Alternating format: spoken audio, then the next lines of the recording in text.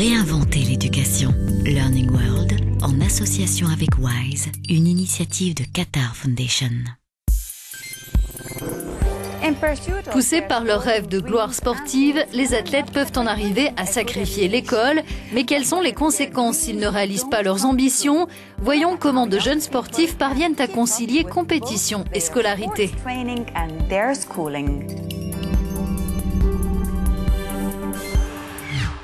Le CSKA Moscou, ou club sportif central de l'armée, est l'une des écoles de sport russes les plus prestigieuses. La discipline y est stricte, le niveau d'exigence très élevé en matière de compétition comme d'éducation. Regardez comment le club aide ses élèves à réussir sur ces deux terrains. Seuls les meilleurs des meilleurs sont admis ici. Les 70 pensionnaires de l'internat du CSKA ont été repérés partout dans le pays, comme Ali Sherif, originaire du Nord-Caucase russe.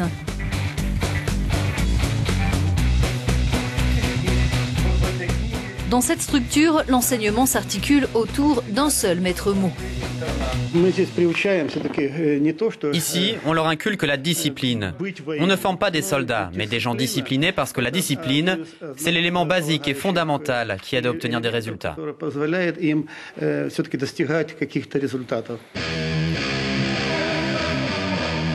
Ali s'entraîne matin et soir et fréquente le collège 2 à 3 fois par semaine.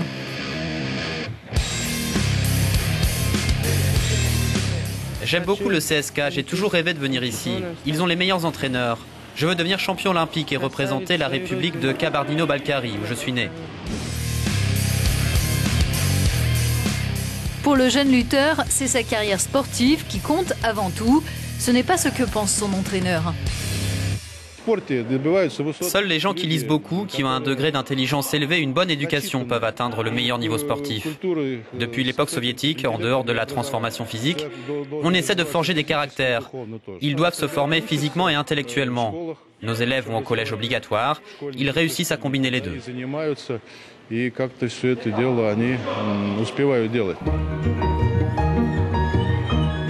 Au sein de l'équipe encadrante, certains regrettent que le cursus soit devenu payant, car aujourd'hui, il suffit que les parents versent les frais d'inscription pour que leur enfant soit retenu.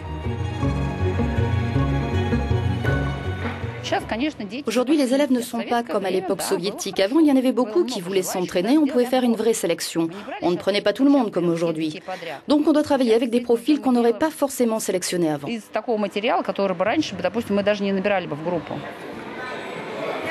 Mais certains éléments sortent du lot comme Christina, une petite fille de grand talent. Je veux devenir championne olympique en gymnastique rythmique. Parce que c'est super. En dehors des entraînements, 5 après-midi par semaine, Christina va à l'école comme tous les autres enfants du CSKA. Le club a mis en place des cours qui sont réservés à ses élèves dans les écoles et collèges des environs.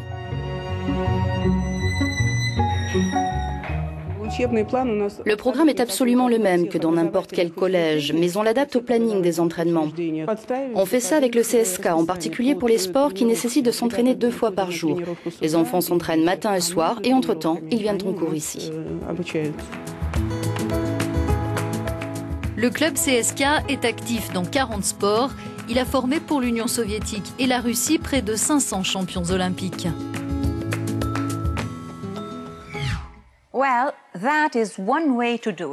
C'est l'une des pistes envisageables. Mais pourquoi ne pas étudier et s'entraîner dans le même établissement? Des universités américaines offrent aux athlètes la possibilité d'obtenir un diplôme tout en menant leur carrière sportive. Voyons comment cela fonctionne.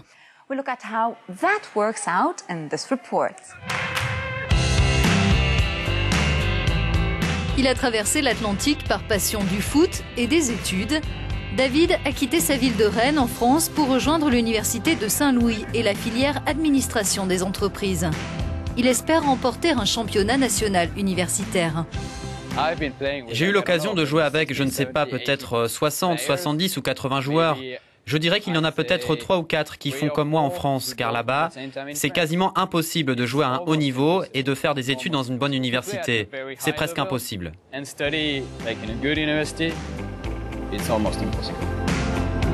David et ses coéquipiers se classent régulièrement dans les 20 voire les 10 meilleures équipes du pays lors des compétitions universitaires.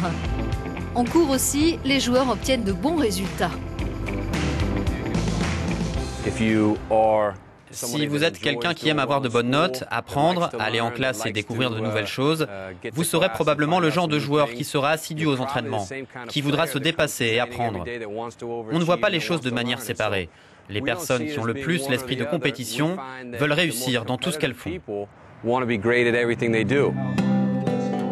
L'université de Saint-Louis, qui a été placée par un magazine à la 101e place sur 1400 établissements américains, ne prend pas à la légère les résultats sportifs de ses étudiants. Il en va de sa réputation, mais aussi de ses ressources. Les programmes de sport qui réussissent ont une influence sur les inscriptions, sur notre capacité à lever des fonds et à attirer des donateurs. C'est même l'image de marque d'une institution qui est liée à la réussite de ces programmes de sport. Contrairement à leurs collègues professionnels, les athlètes universitaires ne sont pas payés. Les établissements les recrutent en leur offrant des bourses. Adnan est un étudiant brillant en ingénierie civile. Sans le foot, je ne ferais pas d'études dans cette université. Je serais allé quelque part où l'inscription est moins chère. Un établissement public qui ne serait pas aussi prestigieux.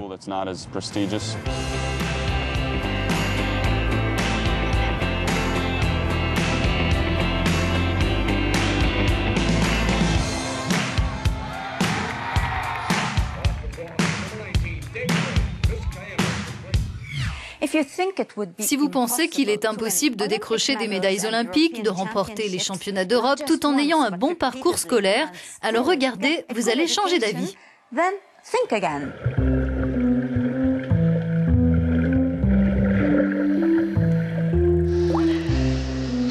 À Budapest, Levente, 10 ans, se rend 2 ou 3 après-midi par semaine à la piscine pour s'entraîner. Son planning est serré entre les cours et les longueurs de bassin. Son père reconnaît que le rythme est soutenu.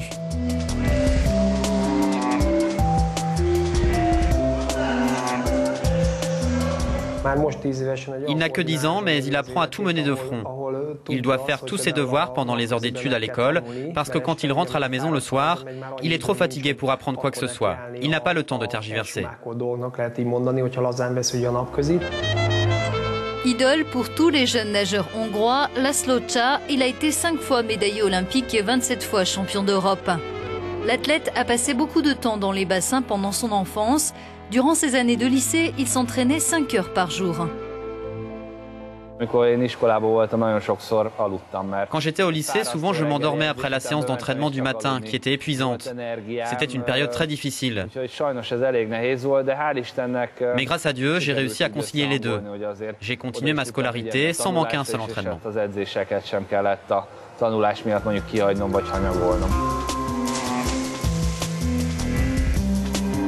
Aujourd'hui, Laszlo tente de combiner parcours sportif et université. C'est une question de discipline personnelle, assure son père.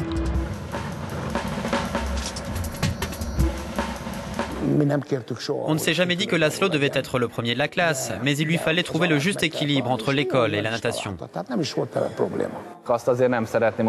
Je n'aimerais pas finir un jour ma carrière de nageur sans avoir une idée de ce que sera mon avenir et me retrouver désœuvré.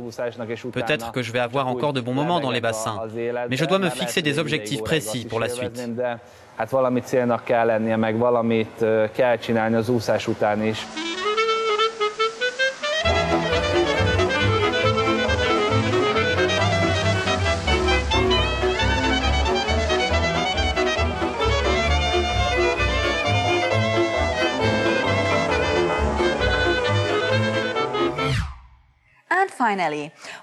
Nous sommes impatients de connaître votre expérience dans les domaines du sport et de l'éducation. Nous diffuserons quelques-uns de vos commentaires lors de nos prochaines émissions. N'hésitez pas à nous en faire part sur nos pages des réseaux sociaux. À bientôt.